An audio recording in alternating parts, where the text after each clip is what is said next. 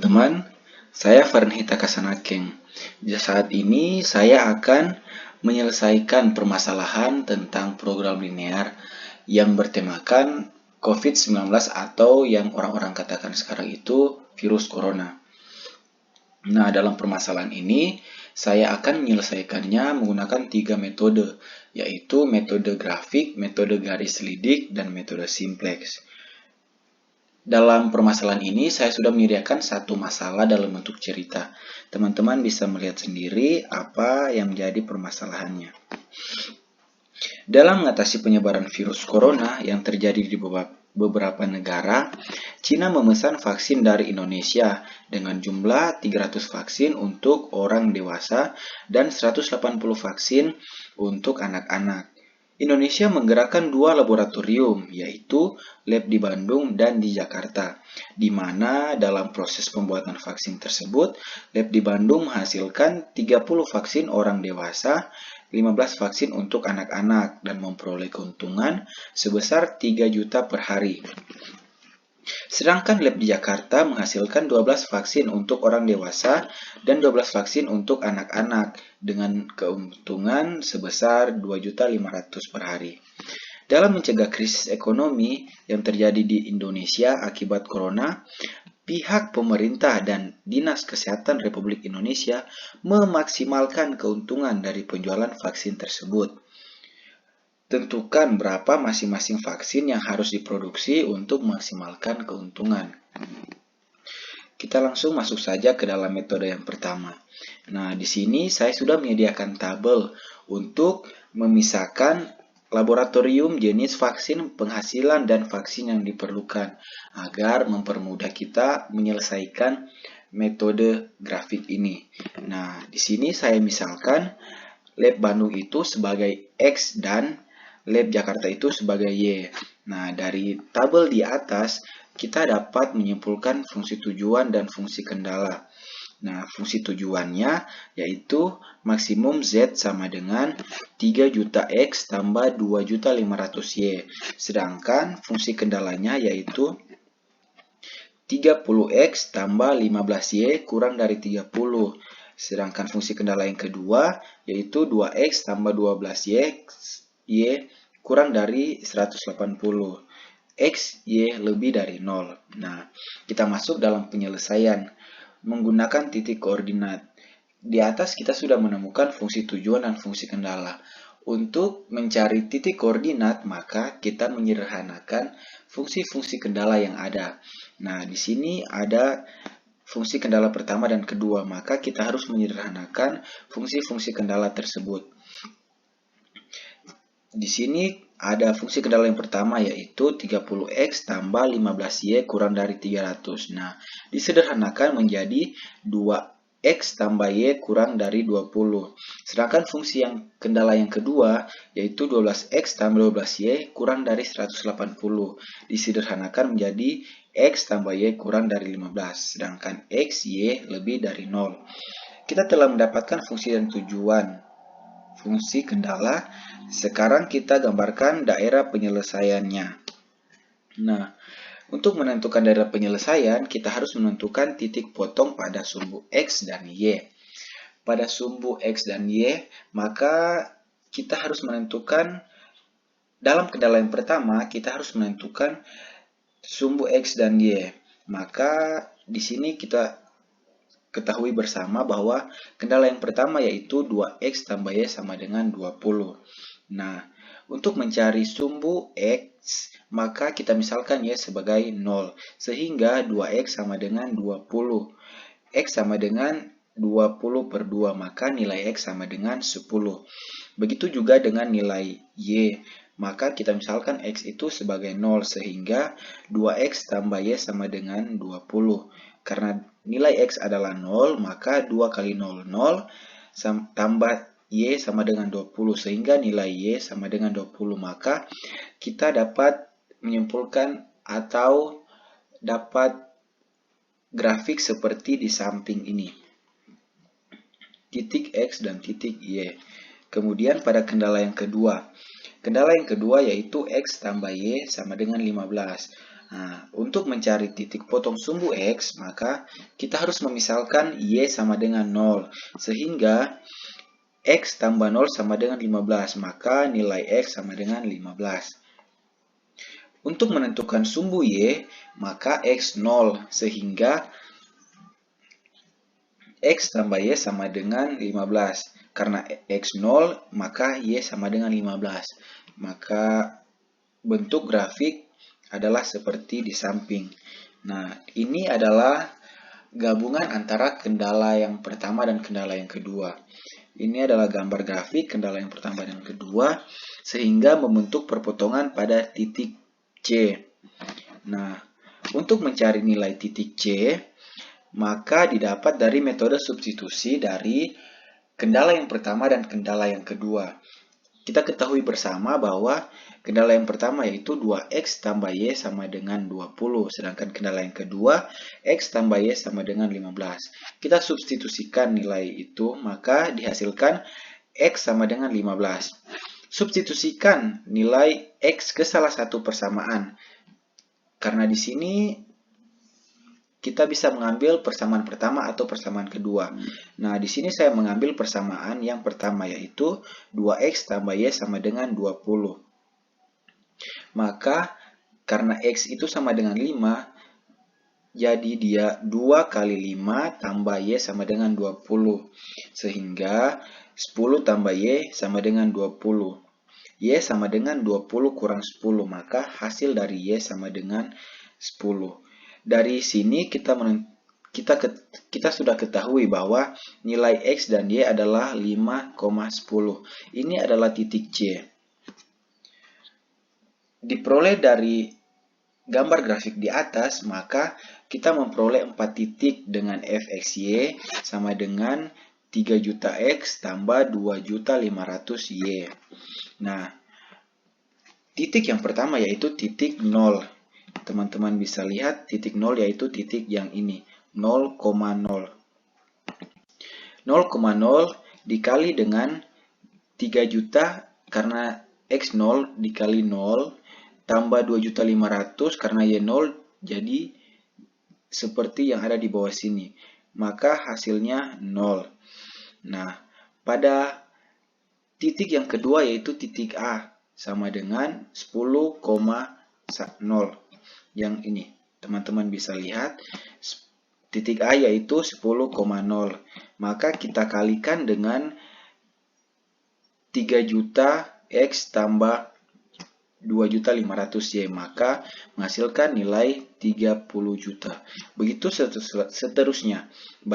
Pada titik B, maka 3 juta dikali 0 tambah 2.500.000 dikali 15, sehingga menghasilkan 2.500.000. Pada titik C, dia 5,10, maka 3 juta dikali 5 ditambah 2.500.000 kali 10, sehingga menghasilkan 40 juta. Maka dalam permasalahan di atas, kita mencari nilai maksimal. Nah, dari nilai ini kita sudah mengetahui bahwa nilai maksimal itu adalah titik C. Nah, dari tabel tersebut diperoleh keuntungan maksimum dari fungsi fxy tambah sama dengan 3 juta X tambah 2.500.000Y sama dengan 4 juta. Nah, yang dicapai pada titik C yaitu titik yang ini. Titik ini merupakan titik maksimal dari daerah penyelesaian. Jadi keuntungan maksimum yang didapatkan per hari yaitu 40 juta. Jika Lab Bandung menyelesaikan pesanan selama 5 hari dan Lab Jakarta menyelesaikan selama 10 hari. Untuk menentukan koordinat titik C, maka kita menggunakan metode eliminasi dan substitusi. Eliminasi nilai X untuk mencari nilai Y. Maka 2X tambah Y sama dengan 20 dan X tambah Y sama dengan 15. Kita kalikan kendala yang pertama dengan 1 dan kendala yang kedua dengan 2 untuk mengeliminasi nilai X. Maka hasilnya 2X tambah Y sama dengan 20 dikalikan 1. 2x dikali 1 2x, y dikali 1 y, dan 20 dikali 1 sama dengan 20. Nah, bagian yang kedua, x dikali 2 sama dengan 2x, y dikali 2 sama dengan 2y, 15 dikali 2 sama dengan 30. Nah, di sini kita kurangkan, maka mendapatkan nilai y sama dengan min y sama dengan min 10, maka hasil y sama dengan 10. Substitusikan nilai y ke salah satu persamaan. Maka di sini saya mengambil persamaan yang pertama, sehingga 2x tambah y sama dengan 20. Nah, karena nilai y 10, jadi 2x tambah 10 sama dengan 20. Nah, untuk memindahkan ruas, maka kita harus mengurangi, untuk menghilangkan 10, maka kita harus menguranginya dengan 10. Namun, di sebelahnya juga kita harus mengurangi 10, maka dia jadi 2x sama dengan 20 dikurang 10, karena di sini 10 kurang 10, 0, jadi sudah tidak ditulis. Nah, jadi 2x sama dengan 10. Jadi nilai x sama dengan 10 per 2, x sama dengan 5. Nah, di sini kita sudah menentukan hasil dari koordinat titik C, yaitu titik 5. Sekarang kita akan menyelesaikan permasalahan yang tadi menggunakan garis selidik. Nah, pada permasalahan tadi kita sudah menentukan fungsi tujuan dan fungsi kendalanya, dan sudah kita sederhanakan. Nah, sekarang kita akan membuat titik potong pada sumbu X dan sumbu Y, sama seperti pada metode grafik sebelumnya, pada kendala yang pertama dan kendala yang kedua. Nah, untuk menentukan bagaimana mencari sumbu X dan sumbu Y, maka kita misalkan untuk mencari titik potong sumbu X, maka Y harus sama dengan 0. Jadi 2X tambah Y sama dengan 20. 2X sama dengan 20, maka nilai X sama dengan 20 per 2, sama dengan 10. Begitu juga dengan untuk mencari nilai Y, maka X-nya harus 0. Jadi 2X tambah Y sama dengan 20, karena X 0, 2 kali 0, 0, tambah Y sama dengan 20. Maka Y-nya 20. Nah, pada kendala yang kedua, titik potong sumbu X, maka Y harus 0. Jadi, X tambah Y sama dengan 15, X sama dengan 15. Untuk mencari titik potong sumbu Y, maka X sama dengan 0. Jadi, X tambah Y sama dengan 15, maka Y sama dengan 15. Maka didapat hasil 0,15 dan 15,0. Sehingga gambar grafiknya berubah menjadi seperti ini. Seperti pada metode grafik. Nah, yang bedanya sekarang yang harus kita kerjakan yaitu daerah penyelesaiannya, yaitu daerah yang ini. Nah, bagaimana cara menentukan itu? Dari gambar daerah penyelesaian di atas, kita sudah dapat melihat dua titik yang terletak dalam daerah penyelesaian, yaitu 10,0 dan 15,0. Teman-teman bisa lihat lagi, yaitu ini 10,0 pada titik A dan titik B 0,15. Titik lainnya adalah titik C yang merupakan perpotongan garis 2X tambah Y sama dengan 20 dan X tambah Y sama dengan 15. Kemudian, untuk menentukan garis lidik, maka kita ambil fungsi tujuan dari permasalahan tersebut. Nah, karena fungsi tujuannya adalah Z sama dengan 3 juta X tambah 2 juta 500 Y, maka untuk mencari garis lidik kita buat persamaan fungsi tujuan menjadi 3 juta dikali 2 juta 500. Itu sama dengan K. Maka K sama dengan A kali B. Jadi 3 juta dikali 2 juta 500 sama dengan 7 miliar 500 juta. Karena nilai K terlalu besar, maka kita ambil nilai K menjadi 7 juta 500. Sehingga persamaannya menjadi 3 juta X tambah 2 juta 500 Y sama dengan 7 juta 500. Nah, di sini kita akan mencari garis selidik. Maka 3X ditambah 2 juta 500 Y sama dengan 7 juta 500. Nah, seperti pada persamaan yang pertama, untuk mencari nilai X maka Y harus 0. Sehingga untuk mencari nilai X dari sistem persamaan ini, maka 3 juta X ditambah 2.500.000 karena Y-nya 0, jadi dikali 0. Sama dengan 7.500.000. Sehingga 3 juta X ditambah 0 sama dengan 7.500.000. Maka nilai X sama dengan 7.500.000 per 3 juta sama dengan 5 per 2 atau 2,5 juta. Atau 2,5. Nah, titik koordinat garis selidik tersebut yaitu 5 per 2,0 atau 2,5,0. Nah, untuk mencari nilai Y, maka X harus 0. Jadi, 3 juta karena X 0 dikali 0 tambah 2.500.000 Y sama dengan 7.500.000. 0 ditambah 2.500.000 Y sama dengan 7.500.000. Maka nilai Y sama dengan 7.500.000 per 2.500.000, maka nilai Y adalah 3. Nah, di sini saya sudah menggambarkan garis selidik yaitu garis yang ini. Ini adalah garis selidik, yaitu garis 2,5,0 dan 0,3. Ini dia. Garis 2,5,0 dan garis 0,3. Ini merupakan garis selidik. Nah, selanjutnya kita mencari nilai K. Nilai K1. Nilai K1 itu didapat dari penarikan garis lurus dari atas ke titik perpotongan.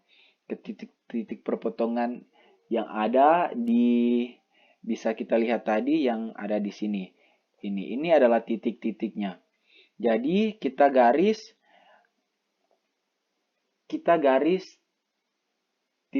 garis selidik tadi, kita tarik ke arah titik-titik yang ada ini. Jadi ke titik 0, ke titik A, titik B, dan ke titik C. Sehingga memperoleh garis seperti ini. Nah, dari garis ini kita menentukan nilai maksimum. Nilai maksimumnya adalah C, yaitu 5,10. Nah, garis selidik 3 juta X tambah 2.500.000 Y sama dengan 7.500.000 digeser ke arah di mana fungsi tujuan menjadi maksimum, yaitu ke arah titik pangkal. Setelah digeser, maka didapatlah sebuah titik pada daerah penyelesaian. Yang diketahui oleh garis-garis selidik tersebut, titik itu adalah koordinat titik C, yaitu titik yang ini. Titik C. Oleh karena itu, titik C adalah titik yang membuat fungsi tujuan menjadi maksimum.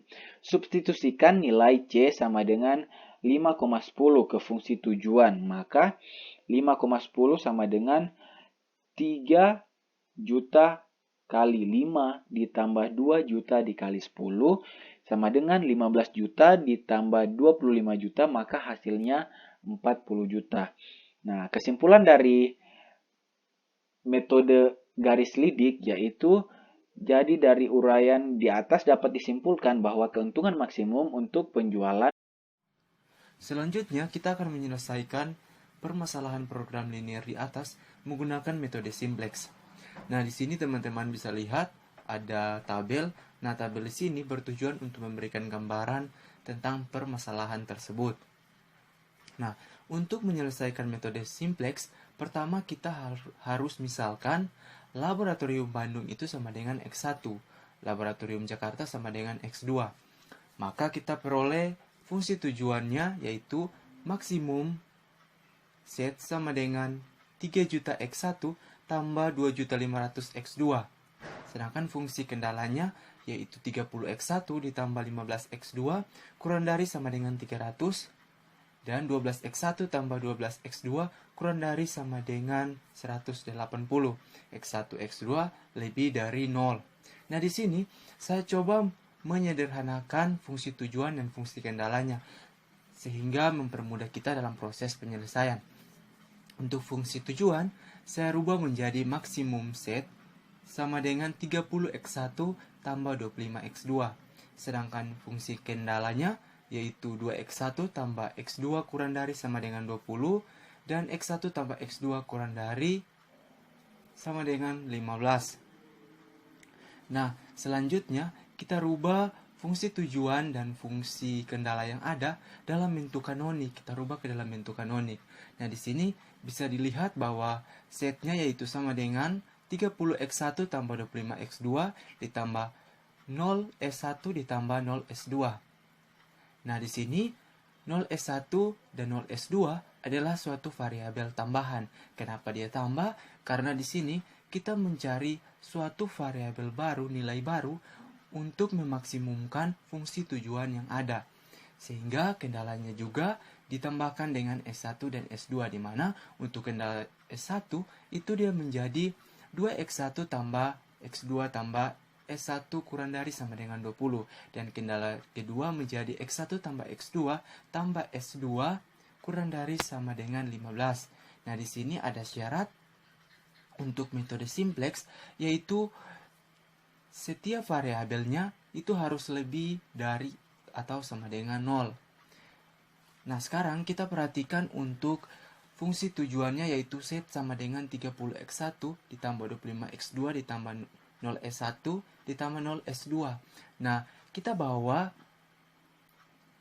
fungsi tujuan tersebut ke dalam bentuk set kurang 30x1 dikurang 25x2 ditambah 0s1 ditambah 0s2 sama dengan 0.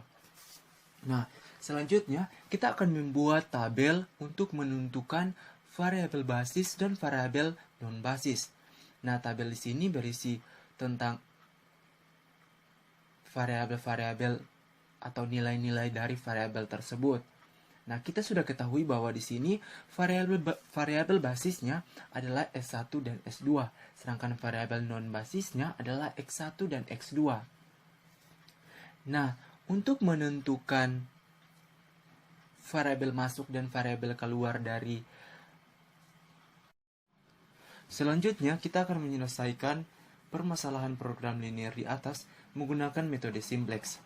Nah, di sini teman-teman, selanjutnya kita akan menggambar tabel untuk menentukan variabel masuk, basis, dan variabel basis keluar. Variabel masuk basis dapat ditentukan dengan melihat nilai yang paling minimum. Di sini nilai yang paling minimum adalah nilai min 30. Kenapa min 30? Karena nilai semakin tinggi min, maka semakin kecil hasilnya. Maka variabel masuk basis adalah X1.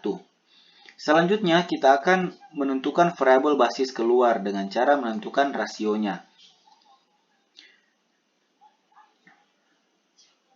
Dengan membagi nilai penyelesaian dengan nilai variabel basis. Di sini untuk rasio pertama adalah 20/2, sedangkan rasionya yang kedua yaitu 15/1. Sekarang kita lihat nilai rasio yang paling terkecil, yaitu 10. Maka variabel basis keluar adalah S1. Ini S1. Dengan demikian kita peroleh baris pivot yaitu X1 dalam kolom pivot, yaitu S2 dengan elemen pivotnya 2. Kita masuk pada iterasi pertama, yaitu mengganti basis S1 dengan baris X1 dengan cara menjadikan elemen pivot sama dengan 1. Elemen pivot itu yaitu 2. Maka yang harus kita lakukan adalah membagi elemen pivot tersebut dengan 2, di mana setiap elemen di atas maupun di ubah elemen pivot harus 0. Diperlu diingatkan bahwa kita satu elemen pada program linear dapat perlakuan yang sama. Jadi dalam satu elemen ini kita bagi dengan 2. Nah, karena dibagi 2 maka di sini 0 dibagi 2 sama dengan 0, 2 dibagi 2 sama dengan 1, 1 dibagi 2 sama dengan 1/2, 1 dibagi 2 sama dengan 1/2, 0 dibagi 2 sama dengan 1/2, dan 20 dibagi 2 sama dengan 2. Nah, di sini kita telah menemukan baris baru X1 yaitu 0, 1, 1/2, 1/2, 0, 10. Sesuai yang telah saya sebutkan tadi, bahwa nilai di atas atau di bawah elemen pivot harus 0. Maka, kedua yang harus dilakukan adalah mengurangi nilai set dengan min 30. Dan dikalikan dengan baris X1 untuk memperoleh nilai set yang baru. Nah, untuk baris set, yaitu kita bisa lihat bersama baris set yang ini 1 min 30 25 0 0 0. Nah, kita ubah nilai ini menjadi baris set baru, yaitu dengan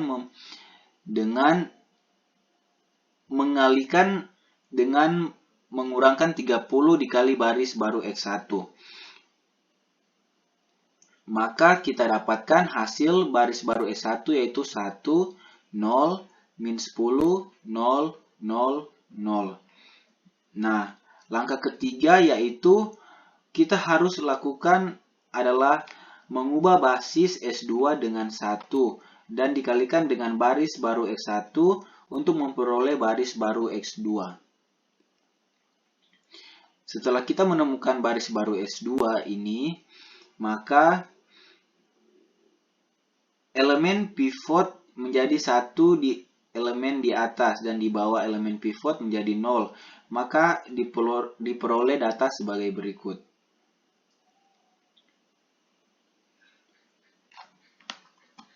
Selanjutnya, kita masuk pada iterasi yang kedua.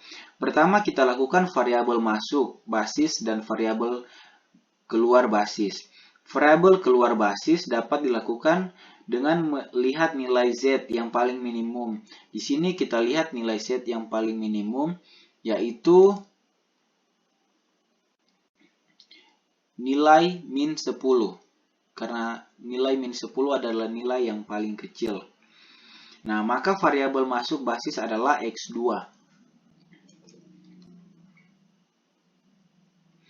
Variabel masuk adalah X2. Selanjutnya kita akan menentukan variabel keluar basis dengan cara menentukan rasionya dengan membagi nilai penyelesaian dengan nilai variabel masuk basis.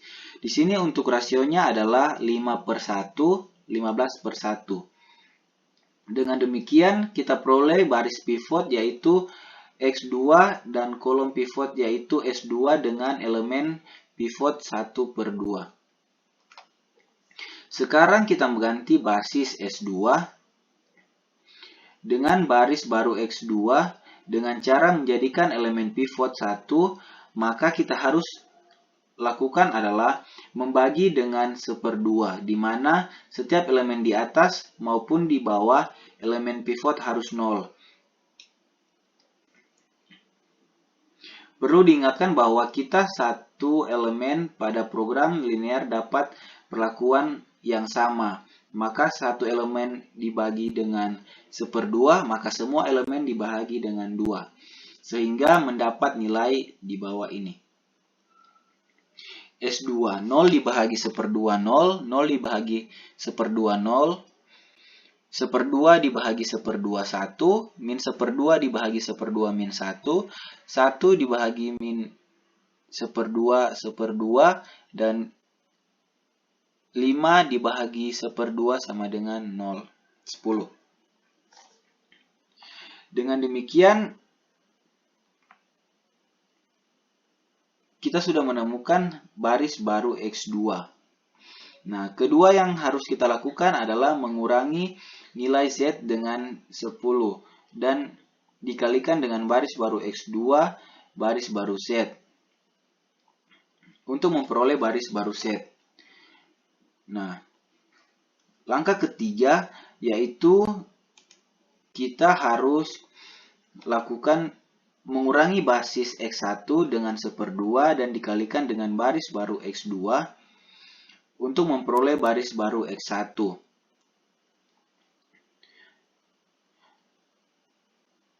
Kita mengurangi Z dengan 10, lalu mengalikannya dengan baris baru X1, maka kita menemukan baris baru Z1. Ini nilai baris baru Z1. Setelah kita mengganti elemen pivot menjadi 1 dan elemen di atas dan di bawah menjadi elemen pivot 0, maka setelah kita mengganti 0, maka kita peroleh tabel sebagai berikut. Karena nilai Z sudah positif, maka proses interaksi dapat dihentikan.